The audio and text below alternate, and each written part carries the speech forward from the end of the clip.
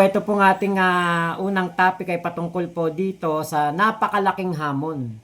Napakabigat na hamon para po kay General Nartates itong kanyang pagkakatalaga bilang PNP chief. Alam niyo po kung bakit? Nakita naman natin na bago po maging PNP chief si General Torre, 'di ba? Katakot-takot na pagsubok ang kanyang naranasan. Katakot-takot na bashing, katakot-takot na mga pagmumura, pagwawalang hiya, pambababoy, paninira sa kanyang pagkatao ang ginawa ng mga pro Duterte dahil nga po sa pagkakahuli. Una, kay Kibuloy, pangalawa dito kay Digong. So talaga pong etong appointment ni Nartates ay naging madali lang sa kanya, pero 'di ba meron pong mga napatunayan kasi si General Torre na talaga namang matitindi. Bago naging PNP chief si General Torre, 'di ba? Nakita natin kung gaano po kumbaga yung mga pinagdaanan, dumaan sa butas ng karayom si General Torre bago naging PNP chief. Ito pong si General Nartates, oo nga at siya din po ay kumbaga matagal na sa serbisyo. 'Di ba? Pero kasi kung titignan natin yung kumbaga yung optics, 'di ba? Nakikita natin na ang ating pong PNP Chief General Torre noon bago naging PNP Chief, talagang talagang meron muna siyang nagawa, meron muna siyang napatunayan. 'Di ba? Hindi katulad dito kaya General Nartates na tingin ko kaya siya ang second in command, pangalawa sa pinakamataas sa PNP at naging NCRPO nga po siya dahil kumbaga sumusunod lang yung hakbang, kumbaga yung proseso, yung paghakbang ng mga tawag dito, yung pag-akyat ng mga promotion, di ba? Pagtaas ng promotion, yun yung nasusunod lang. Pero si General Torre, talagang ang daming nalaktawa ng mga 3-star general, 2-star general, kasi nga po, siya ay merong nagawa na napakatindi na bagay na talagang hinangaan ng mga Pilipino, ng mga politiko, ng mga supporter at mga mismo ng ating Pangulong Bongbong Marcos na ipakita niya yan. 'Di ba? Nako, nag-iingay yung aking tuta.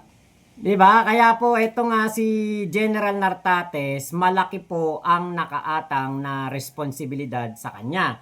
Bakit? Kasi bukod sa napatunayan ni General Torre, yung nilaktawan niya. 'Di ba? Kasi nung naging PNP chief si General Torre, si Nartates second in command na. Siya na nga po ang tinatawag na siya na nga po ang kumbaga pinag-iisipan na second at siya ang magiging PNP chief after Chief Marbil. Kaya lang, dahil nga po sa angking galing at sobrang tinde ng mga nagawa ni General Torre, siya po ang napili ng ating Pangulong Bongbong Marcos. So, nalaktawan niya si Nartates. Ngayon, eto po si General Torre sa loob ng 85 days bilang PNP chief, matindi rin po ang nagawa, matindi rin ang napatunayan, matindi rin ang mga inimplement niya na mga pagbabago sa ating PNP. So ngayon, bukod sa mga nagawa ni General Torre before PNP chief, kailangan matapatan ni General Nartates ang nagawa naman ni General Torre as PNP chief. Like etong 911, etong tawag dito, yung 5-minute response, 'di ba? At yung masidhina paglaban sa mga iskalawag, sa mga lumalabag sa batas ng mga pulis at syempre, 'di ba? Ito pong ginawa ni General Torre na pagbabago sa PNP. Talagang matinding matindi. 'Di ba? Kaya po ito kumbaga malaking hamon kay General Nartates. Alam naman natin na kayang-kaya yan ni General Nartates. Isa si General Nartates sa mga matagal na sa serbisyo at bilang NCRPO chief, marami siyang achievement pero tahimik lang. Hindi po siya gaano nga active sa SOCMED. Yan yung kumbaga isa sa mga naging pasaporte ni General Torre sa pagiging PNP chief at kumbaga yung kanyang kasikatan kasi nga po si General Torre gumagamit ng pagbabago. Sumasabay siya sa teknolohiya, sumasabay siya sa ating sa ating kumbaga high-tech na pamumuhay na ngayon. Like pag-post sa SOCMED, 'di ba? Nakita natin nagpo-post si General Torre, siya mismo nagpo-post niyan. O tapos nakita rin natin na si General Torre ay kumbaga ginamit niya yung mga high-tech na kagamitan ng PNP nung siya ang PNP chief. So, yan sana ay mapagpatuloy ng ating PNP chief ngayon na si General Nartates. Ngayon, dyan po sa comment ninyo, dyan na yung sinasabi nga na si General Nartates ay bata ni Amy Marcos. Hindi po ako gaanong dyan kumbaga na parang mas pipiliin ni General Nartates na maging sunod-sunuran kay Amy Marcos. Kasi si PBBM, yan ang presidente. Chain of command, si PBBM ang pinakamataas. 'Di ba? So kung ngayon na si General Torre ay nagawang palitan kahit na napakagaling ni General Torre, kahit na napakaraming achievement, kahit na marami nang napatunayan.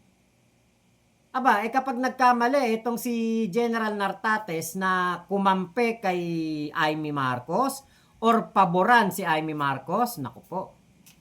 Diba? Hindi ako, kumbaga parang naiisip ko na kayang-kaya rin na palitan ni PBBM si General Nartates. Kaya po kailangan ni General Nartates na na maging kumbaga yung maging maging loyal kay PBBM.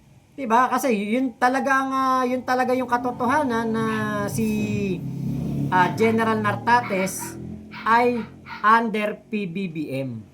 Si Amy Marcos hindi po yan dapat maging kumbaga hindi dapat paboran ni General Nartates si Amy Marcos. Hindi po, wag siyang magkakamali kasi kapag nangyari po yan, kung gaano kabilis na mapalitan sa pwesto etong si General Torre, tingin ko mas madali rin po na magawa yan ng ating Pangulo kay General Nartates. Kaya po sana ay maging matalino si General Nartates at paboran niya ang ating Pangulong Bongbong Marcos, maging loyal siya dito at sundin niya ang lahat ng tinatagubili ng ating Pangulong Bongbong Marcos. Ate Let Reyes, shoutout po sa iyo Diba? Yan po yung dapat gawin ni General Nartates. Okay, basa tayo ng comment.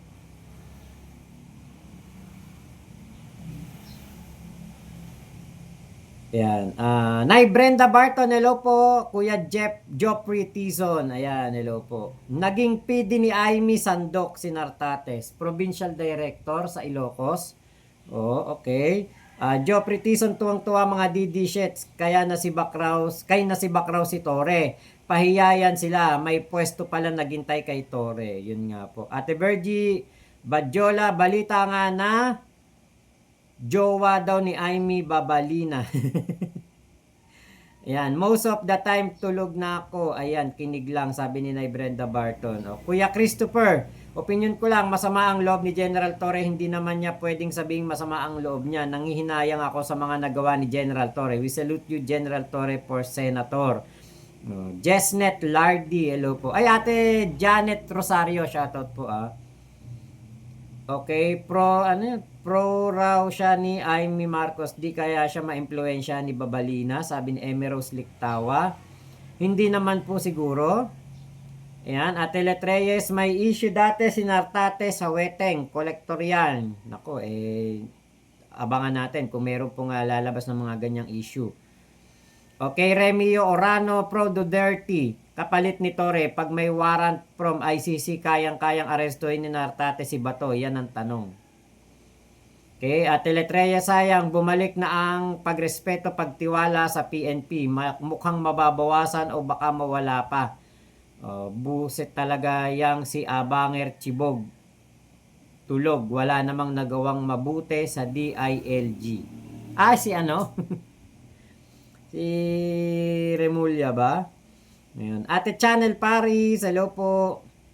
Okay, dapat unang sinibak si Secretary Bonoan, sobrang katiwalian sa DPWH.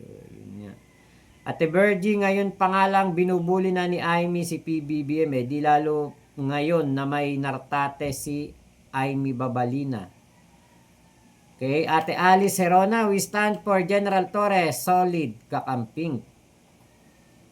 Malalaman lang po natin yan sa mga darating po na panahon kung ano ang magiging performance nitong si General Nartates. Pero ito po nga inyong comment na itong si General Nartates nga po ay kumbaga